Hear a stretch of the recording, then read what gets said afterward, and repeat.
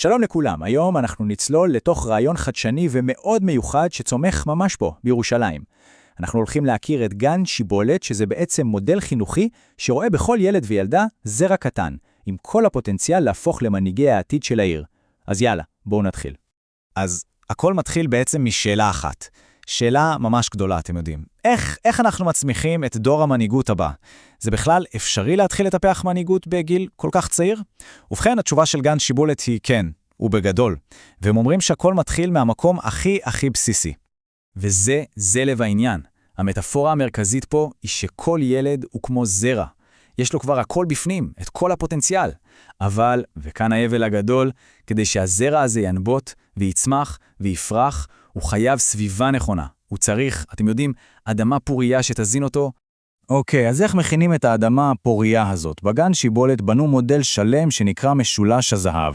זה הבסיס, הפאונדיישן שעליו הכל יושב. המסגרת שמאפשרת לכל הצמיחה הזאת לקרות. אז מה זה בעצם משולש הזהב? הוא בנוי משלושה יסודות סופר חיוניים, רגש, חברה ומיומנויות.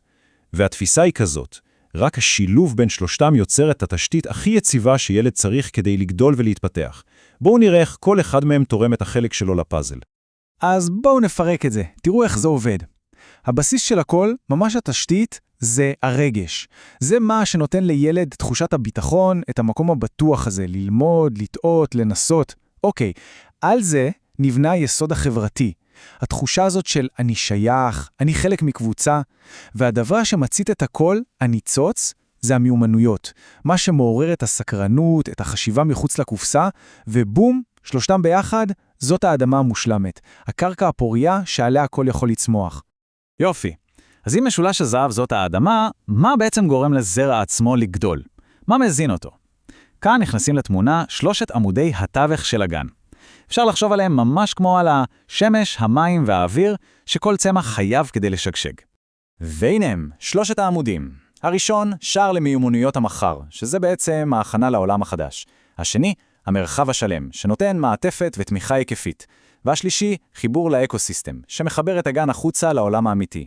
בואו נצלול רגע לכל אחד מהם. טוב, אז העמוד הראשון, שער למיומנויות המחר. הרעיון פה הוא חשיפה, מאוד עדינה, למושגים מעולם היזמות והחדשנות. אבל, והכי חשוב, הכל דרך משחק. המטרה היא לא ללמד ילדים לתכנת, ממש לא. המטרה היא לפתח חשיבה יצירתית, עבודת צוות, איך פותרים בעיות. אלה אבני היסוד של כל יזם ויזמת, פשוט בגובה העיניים של ילדים. העמוד השני נקרא המרחב השלם, או במילים אחרות, תמיכה של 360 מעלות. הכוונה היא שהגן לא פועל לבד, בוואקום. יש פה שותפות אמיתית, עמוקה, בין הצוות החינוכי, ההורים והמעטפת הטיפולית. יש המון דגש על לזהות את חוזקות של כל ילד וילדה ועל גיסות רגשי. כי בסוף מבינים שהצד הרגשי והחברתי הוא קריטי להצלחה. והעמוד השלישי, שהוא באמת משהו מיוחד, הוא החיבור לאקוסיסטם. הגן לא סגור בתוך עצמו, הוא כל הזמן יוצר קשרים אמיתיים עם העולם שבחוץ, הייטק, רפואה, אקדמיה, מה שקורה בעיר.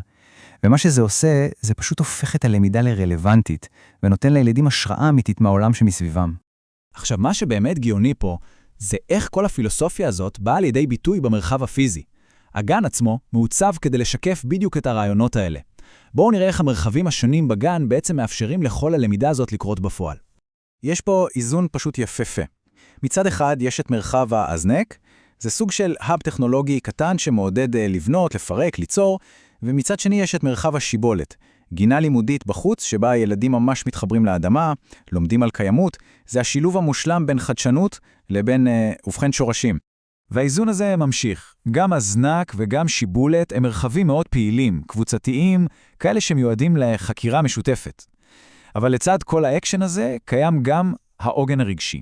וזאת פינה שקטה, מתווכת, שמאפשרת לילד שצריך את זה לקחת רגע פסק זמן לעצמו, לאבד רגשות, פשוט להירגע. זה מראה על הבנה כל כך עמוקה של כל הצרכים של הילד. אז אחרי שראינו את היסודות, את עמודי התווך ואפילו את המבנה הפיזי, בואו נרים את העיניים קדימה. מה המטרות של גן שיבולת? מה החזון שלהם לטווח ארוך? במילים אחרות, איך קוצרים את הפירות של כל ההשקעה הזאת?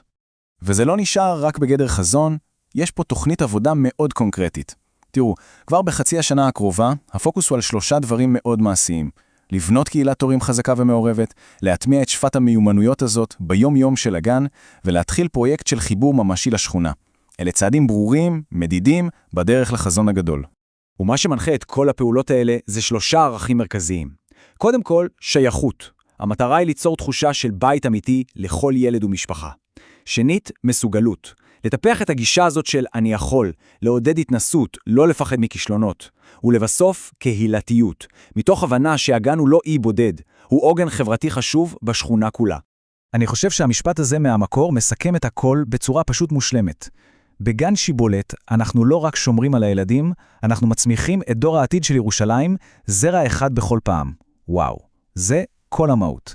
המעבר הזה מבייביסיטר לטיפוח אקטיבי של העתיד. וכל זה משאיר אותנו עם שאלה אחת אחרונה למחשבה, שאלה שלוקחת את הרעיון הזה הרבה מעבר לגן אחד ספציפי. מה היה קורה אם כל שכונה בירושלים או בכל מקום אחר הייתה הופכת לחממה כזאת, חממה שמצמיחה בעצמה את הדור הבא שלה? רק תחשבו על הפוטנציאל האדיר